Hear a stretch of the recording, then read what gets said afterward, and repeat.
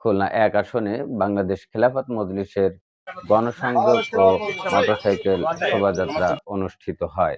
এ সময় বিভিন্ন নেতৃবৃন্দ উপস্থিত ছিলেন। আল্লামা মামুনুল হক সাহেবের রিকশা প্রতীক নিয়ে খুলনা ১ আসনে লড়বেন মুফতি ফিরোজুল ইসলাম, বিএ অনার্স, এমএ ইংরেজি, এলএলবি, বিশিষ্ট শিক্ষাবিদ।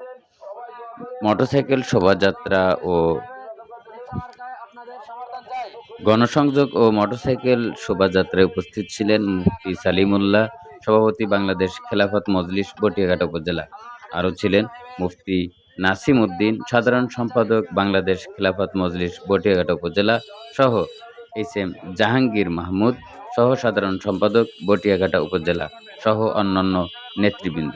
মোটরসাইকেল শোভাযাত্রাটি বারোভিয়া নুরুল উলুম মাদ্রাসা থেকে শুরু হয়ে শুকদারা বাজারে গণসংযোগ করা হয় এবং সুরখালী, গাওঘাড়া সহ কয়েকটি বাজারে প্রদক্ষিণ করা হয়।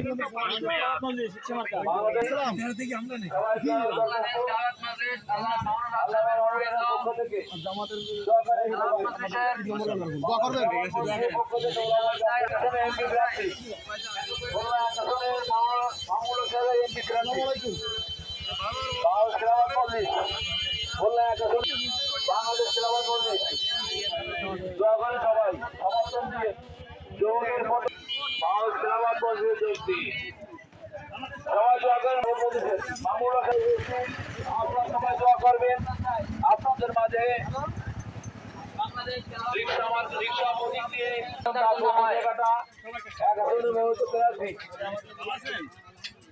আল্লামা মামুনুলের পক্ষ থেকে খুলনা ১ আসনের আমাদের মাঝে